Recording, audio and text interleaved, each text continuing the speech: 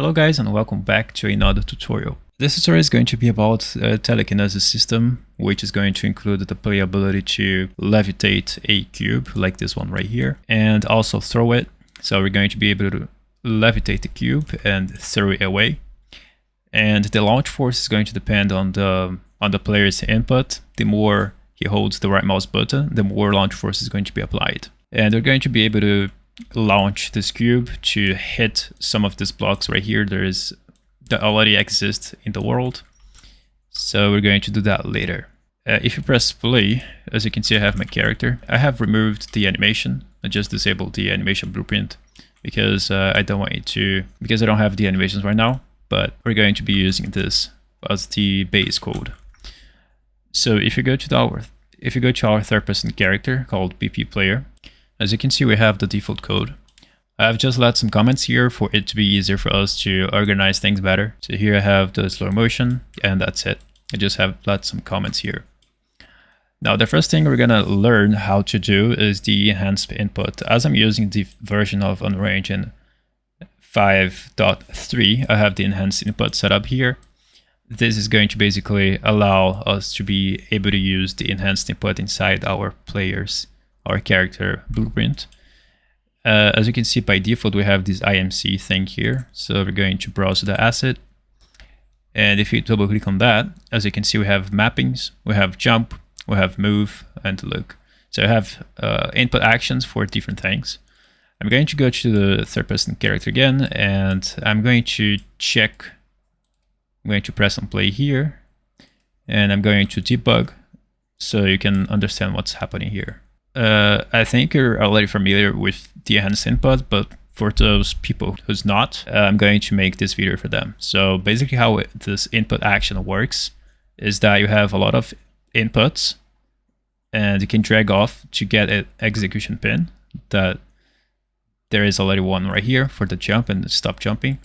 So as soon as you press the space bar and hold it, as soon as you press the space bar, the started execution pin gets executed once.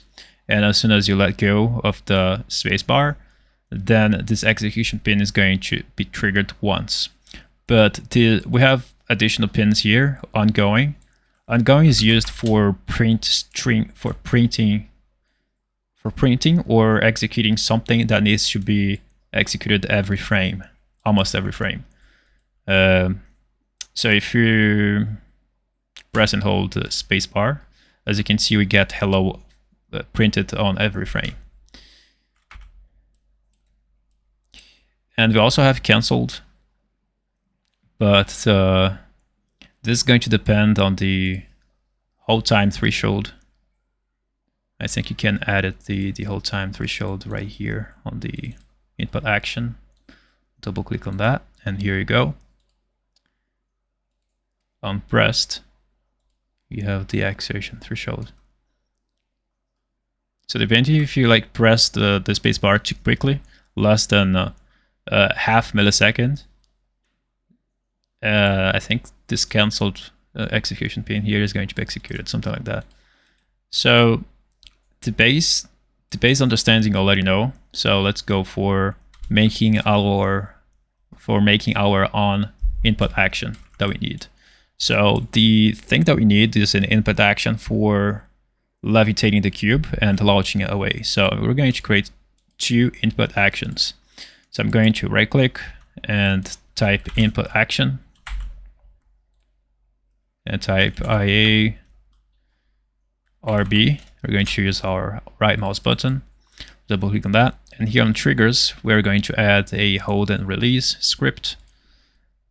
Here on hold time threshold, we're going to remain that, and that's it. So we can save it, and we're going to duplicate this and call this one LB, something like that. So first, to be able to use our input action, we're going to add it here on the IMC. We're going to add a new mapping. So here we're going to specify which key we want to trigger. So we're going to select the left mouse button, and we're going to select LB here. Now we're going to add one more, RB, and we're going to select the right mouse button for triggering that. So we're going to save all. Let's go back to the BP player.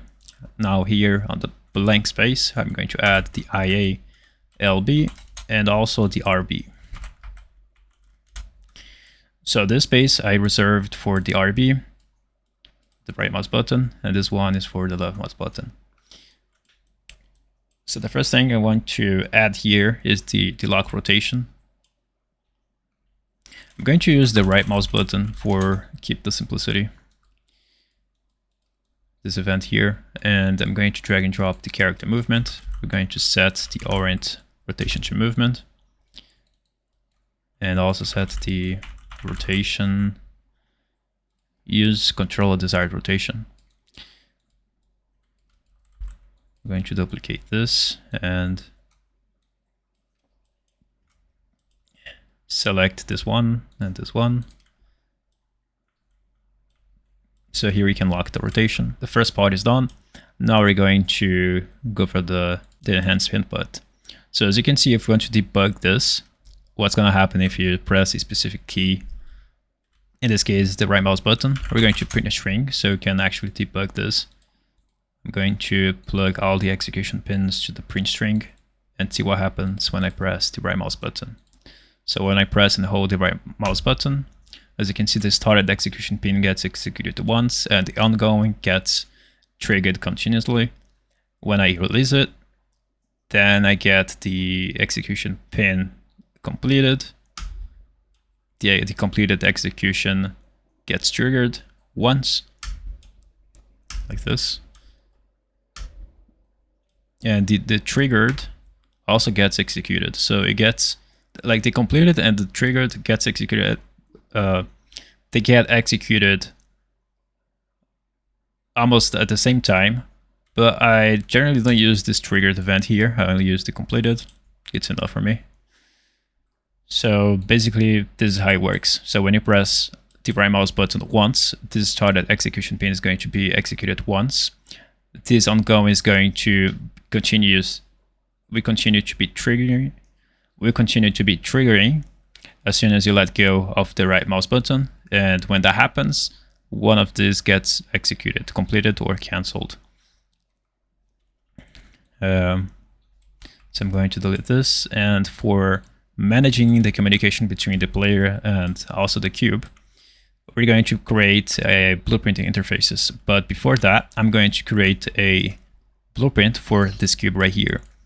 You can get any of these cubes right here.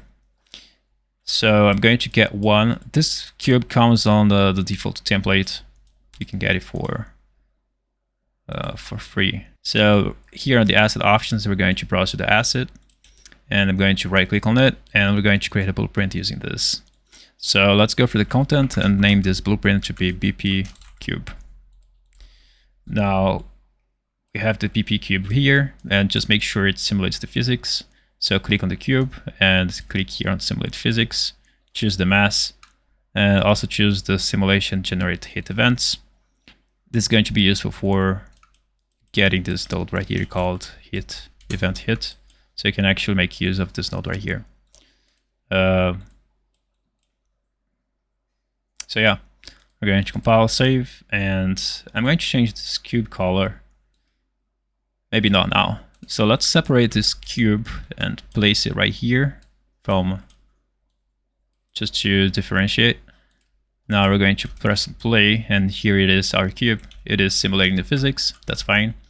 Now we need to handle the communication between the player and this blueprint right here. The most efficient way, of course, is by blueprint interfaces. So let's create one interface. Here we go. And I'm going to type BPI cube. And I'm going to add this BPI cube to the cube blueprint. So to do that, we're going to go to the class settings, add new interface. It's right here. And I'm going to add the cube BPI. Type here cube. There we go. We're also going to do that for the player blueprint. So going to delete the existing one and add the new one. So I'm going to compile, save. Okay. Now what we're going to do, we're going to double click on the blueprint interface. Now, as you can see here, we can add the function name. So to add a new function, you can click on here. So the first function name is going to be Levitate cube. And we're going to have an input called, you can add player reference. And this is going to be an actor object type, object reference. Okay, let's save that. And now we're going to go to the BP player. And so as you can see here on interfaces, we have this drop-down menu. So we're going to add a sphere trace by channel. The start and end locations is going to be the current actor location.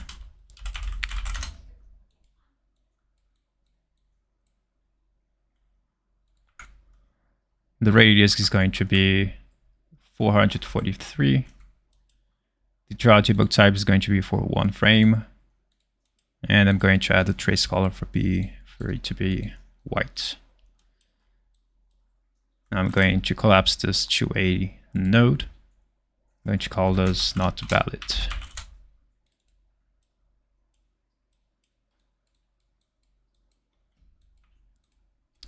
So now what we're doing here is just basically spawning a sphere trace that is going to detect the cube.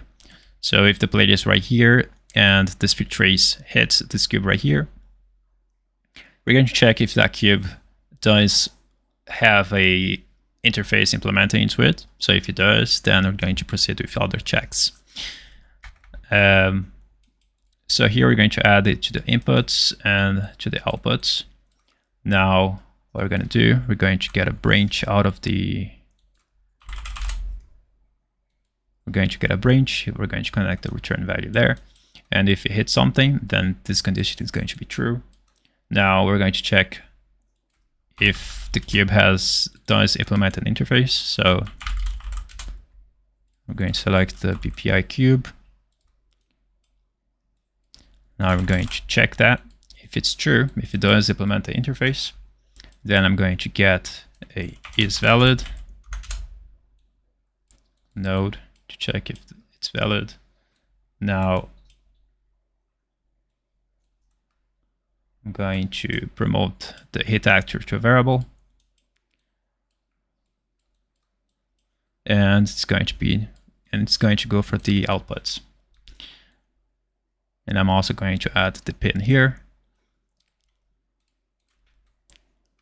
Now I'm going to get the hit actor. I'm going to convert it to a validated get. I guess this one is going to be here. I'm going to duplicate this. So let's add the other functions for our BPI cube. So we have the levitate cube function that I've just created. Now we're going to add four more. We're going to add 4 more. We're going to add a function here, and this one is going to be called can levitate. It's going to be a Boolean, and it's going to be called can levitate. Let's change the variable type. Let's add it in 1. And this one is going to be called release cube. The other one is going to be called launch cube. This is going to contain a float as an input.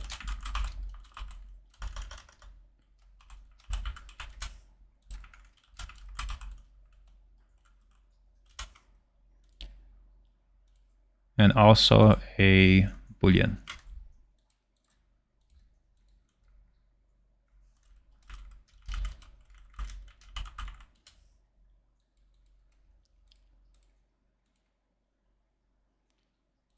Now we're going to create one new function called pre-launch. And this one is going to be a float.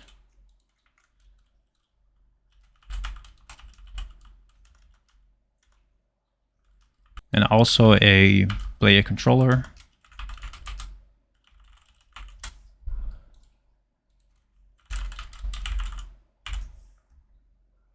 and also a player controller object reference.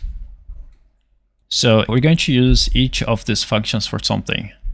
The levitate cube is for levitating the cube. So we're going to grab the our third-person character reference. We're going to also use the function called can levitate for allowing the player, if the player can levitate or not, based on a certain condition. We also have the release cube. We're going to just trigger an event for that. So we don't have any inputs here. That's normal. And here for the launch cube, we're going to retrieve the information of the player on the player controller to know how long the player has been holding the left mouse button before we can launch the cube. And I think that's the same thing as this one right here, but there is a little difference. We're going to know that difference later. And here, can levitate after. It's pretty much explanatory. It's going to allow if we can levitate the cube after we launch it. And the pre-launch is going to be enabling the cube to rotate, add some colors, effects before we launch the cube. So that's the pre-launch. So as soon as you press the right mouse button, it's going to go to started. This started execution pin is going to be executed. And it's going to check if the hit actor is valid. So we're going to get a function called can levitate. Now we have two. It's because I have two blueprint interfaces, but you don't need to worry about this. In your code, it's going to have only one, so there is no error. In my case, it's PPI cube, so I'm going to select that. And I'm going to click on this. So as soon as you press the right mouse button, we're going to allow the character if he can levitate or not the cube. Now we're going to get another reference again. Now we're going to launch the cube. Now we're just basically resetting the value here, because before you launch the cube, we have the launch alpha. It's going to determine the force. It's going to determine the launch force, basically. And here we can mark this option here for being able to levitate after we launch it. Now the next thing we're going to do here, we're going to get this ongoing. I'm going to place this node a little bit here down below. And if it's not valid, we're going to check if the cube is near us. Now if it is valid, then we're going to, out of the output get, we're going to execute the function. We're going to execute the function called levitate cube on this one right here. And the player reference, we're going to get the reference of ourselves.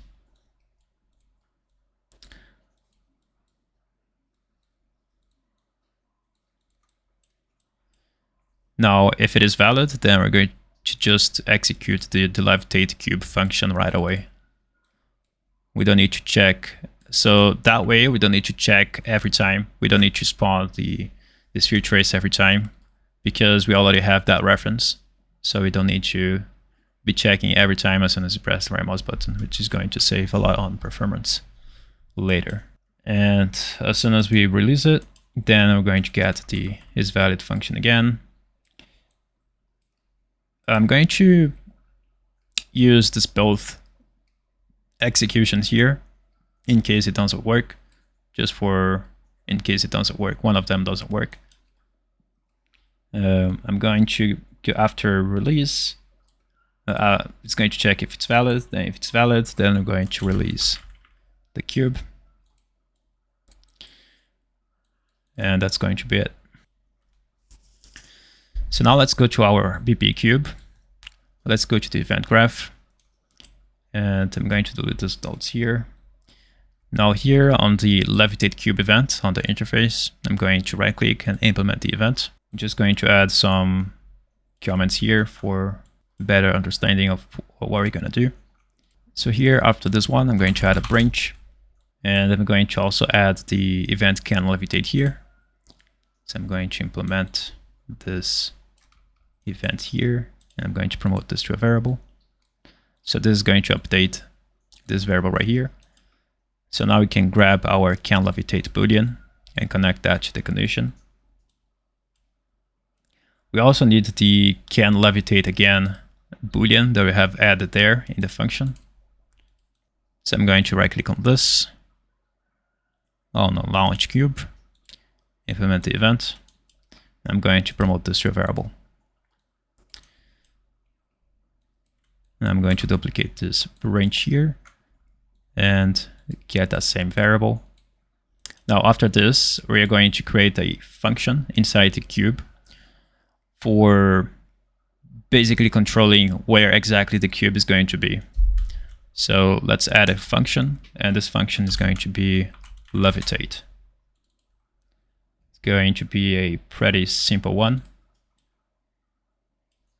Now we're going to drag and drop this Levitate event here and Levitates function here. And also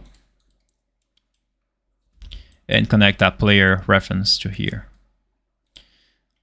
I don't know, I think I have to add the new input here, and this input has to be actor reference and player ref.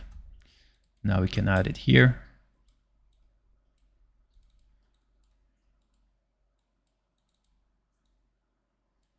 There we go. Now we have the player reference inside our function. Now that we have the player reference, I'm going to promote that to a variable. And we're going to set actor location. The target is going to be ourselves because we are going to implement this function inside the cube itself. And I'm going to get the reference of the player. I'm going to get actor location and do some calculation for placing the cube in that exact location that I want. In this case, when I press play here, the cube is going to be on this right side here. So now the next thing is to get the actor right vector. Now we're going to multiply it. This is going to be the distance, by the way. So the more you add, the more value you add here, the more distance away from the character is going to be on the right vector, on the right side of the character. I'm going to add, in this case, 140. So in this case, you don't, oh, this is the distance. And I'm going to add a 65 value here. This is just for placing the cube a little bit higher for it to not be on the ground.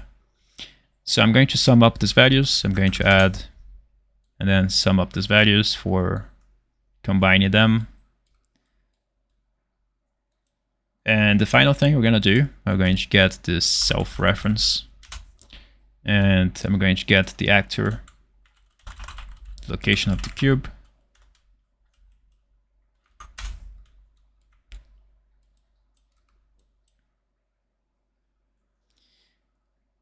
And we're going to lerp.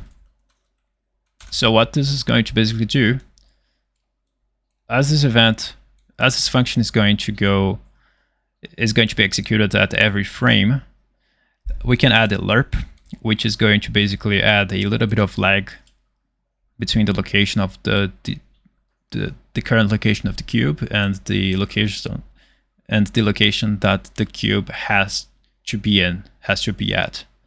So the lerp is going to lerp the vector, and it's going to add a smooth transition between where the cube is going to be and where the cube has to be. It's kind of complicated to understand, but you're gonna get it at the end.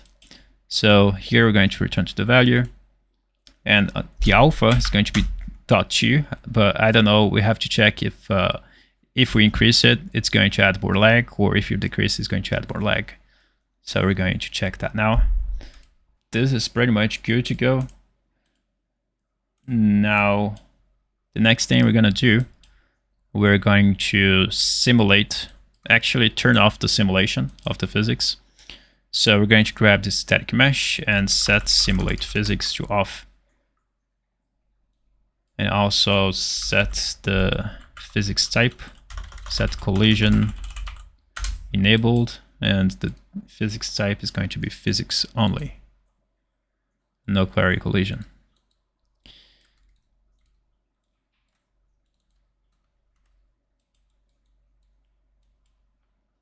So let's try it out.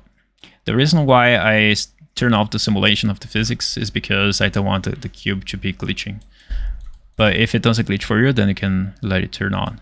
So let's play now and check. This is our cube. So when I press the right mouse button,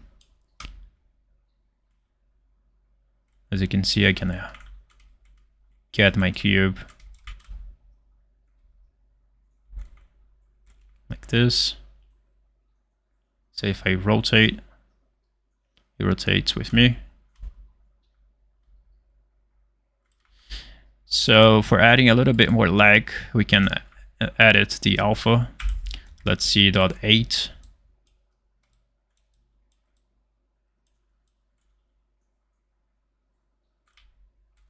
Yeah.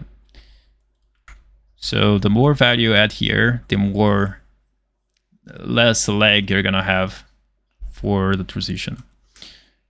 .5 like this.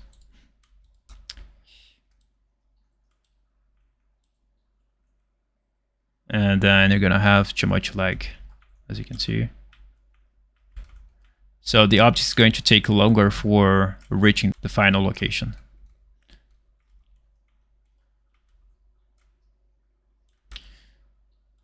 So I think this amount of lag is pretty much fine for me. We can add this to the function input, and I'm going to type lag. Type 1. For some reason, when I press the right mouse button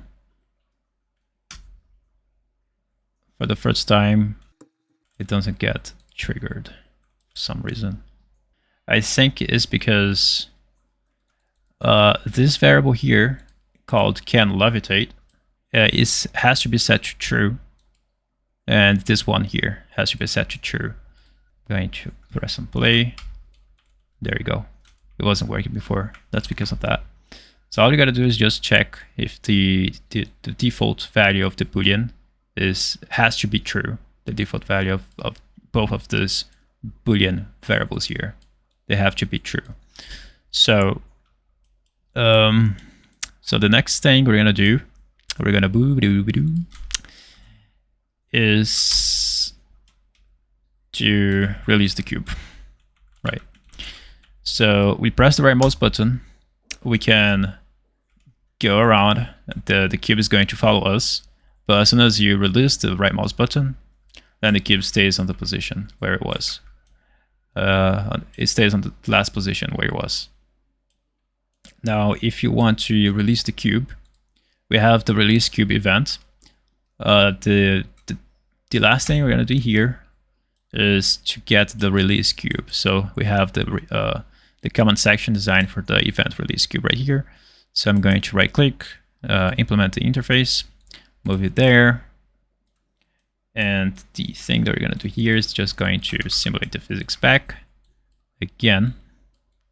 And we're going to add the collision enabled, querying physics. And we're going to simulate the physics back. So I'm going to right click and let it go. Now we can be happy. Now we're going to work on the event called event pre-launch. So I'm going to right click and implement the event. I'm going to promote this to a variable and also this one.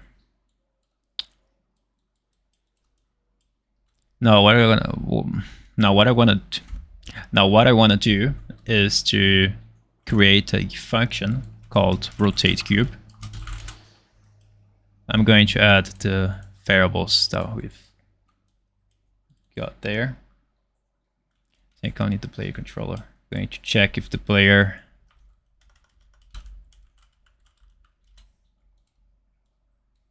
has pressed or is pressing the right mouse button. This is going to go to a branch. And now we're going to set the actual rotation. I'm going to get actor rotation. I'm going to lerp .4. So the alpha is going to be .4, and we're also going to get the actor rotation. I'm going to collapse it to a node and call it saved cube rotation.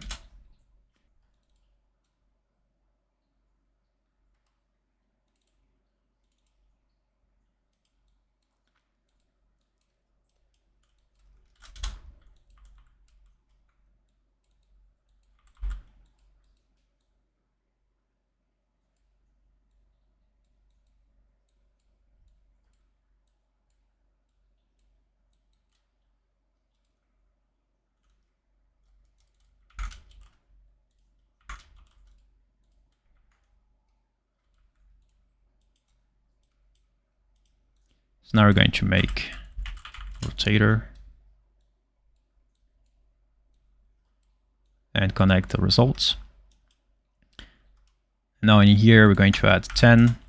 So this is basically the direction that you want your cube to be rotating at. So let's say, for example, at the beginning we can set the z-axis to be rotating at 10 degrees. And we're going to connect the return value to here.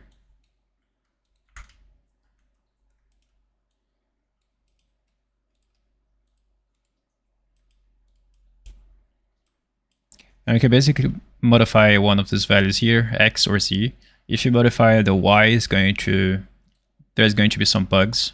I don't recommend you to change the value of Y, just the X and Z if you want to. Now, if you go back to the player, we have to set the functions here. So I'm going to basically duplicate this, and I'm going to launch cube message. I'm going to turn this on, turn this true, and this is going to be started. Going to duplicate this, and this is going to be pre-launch message, and this is going to go here on the left seconds.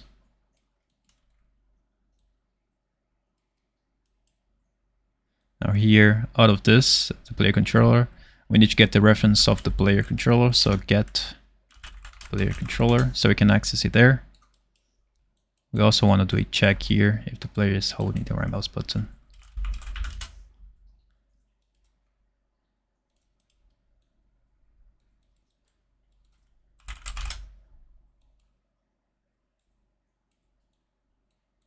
So if the player is holding the right mouse button, then we can execute this launch cube event.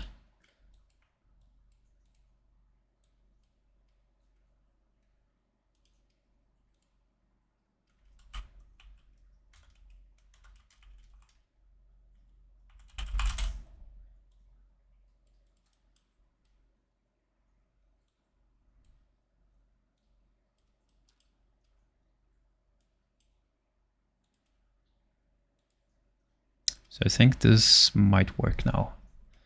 We're just going to get our rotate cube function here, and let's try it out. So I press the right mouse button and I press the left and hold it. Then the cube is going to turn and rotate. It's going to rotate on the z-axis. Now the more value I add here, the more it's going to spin faster.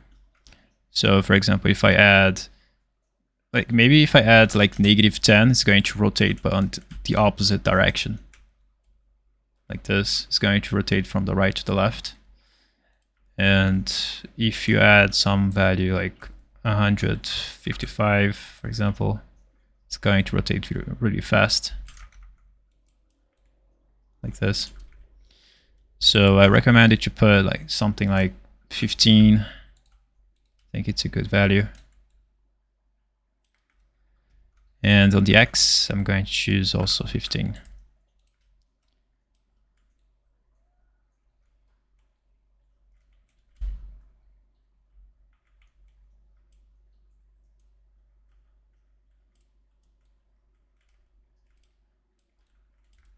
And there we go. I think I'm going to add 12 here and 12 here. And the alpha is going to be something like how fast you want it to spin. I'm going to let it to be .4 in case I want to change how faster I want it to spin. Then I can change it right here directly on those inputs here. And you can also add these inputs to the function here, but it's totally up to you.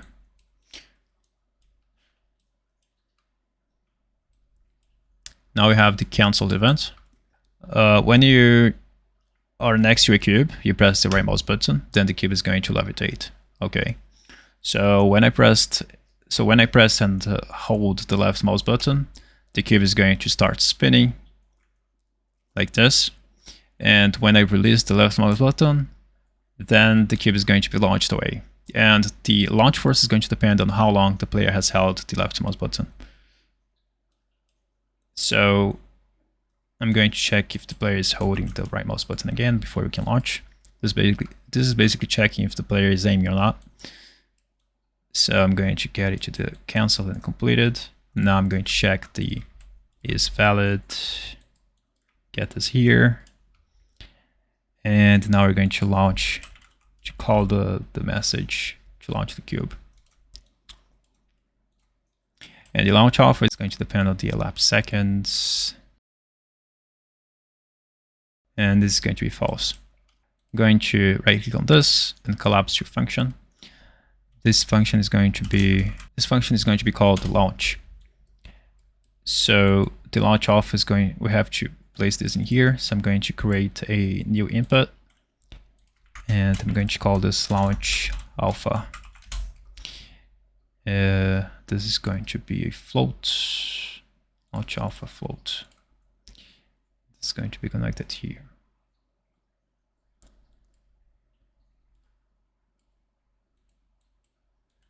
Like so. So we're going to multiply this by this number here, 444,444. Now we're going to get the player reference again, convert that to a validated get. I think we already do it here, so we don't need to do it right now. But it's good for us to have this here because we're going to get the actor for the vector. And we're also going to set the simulation of physics, static mesh again, and set collision enabled to collision enabled, carrying physics. All right, we're going to simulate the physics. And so we're going to multiply this. So the actor forward vector is basically the direction that you want your cube to be launched at. So if you want your cube to be launched forward, on the forward direction, then we're going to choose this node here. There's also the get actor right vector, which you can choose as well if you want your cube to be launched on the right direction, which does not make sense right now because we are moving forward or backwards. So we're going to be strafing, so we want to use this actor forward vector for now. Now we're going to connect this to here. I think we're gonna convert this to a float. Wait, I'm confused. I think we have to convert this to a float and then connect that to here. Now we're going to do the magic. So we're going to add the impulse at location of our static mesh. So it's going to add the impulse to the cube, and the location, of course, we're going to get the location of the cube. So get actor location. So we can get that location to there. And here we're going to add it to the impulse. So we can finally add our impulse calculation here. So now let's test it. So when you right mouse button, and then when you hold the left mouse button, you can launch it away like this.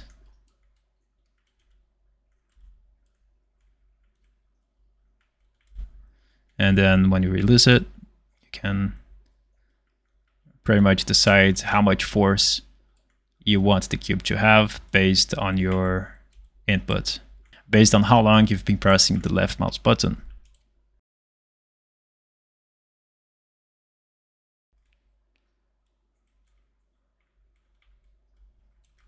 So you can do pretty much good stuff here, like you can add some stuff here, some other code. If you want to add a, for example, a hit sound effect, you can add it here, for example.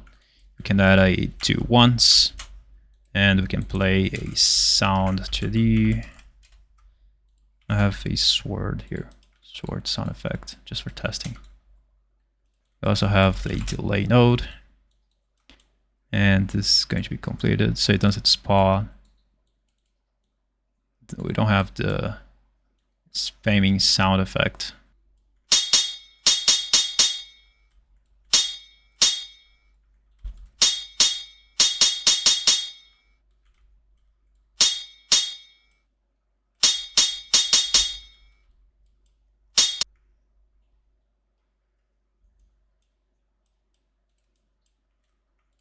So that's basically it. The thing that you can also do here, which is also pretty fun, you can select all the static meshes here on the world.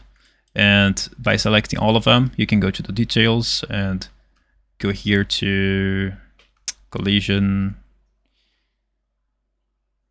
simulate physics. Also make sure that it's physics actor, and simulate physics, turn this to true. Turn on the mass and choose 100 kilograms.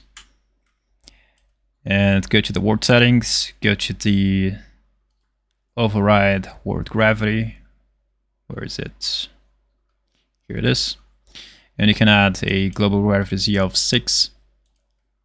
So you can pretty much hit things and then they just fly away. So this is the final result. I hope you like it. If you have any questions, you can comment down below and let me see what you think.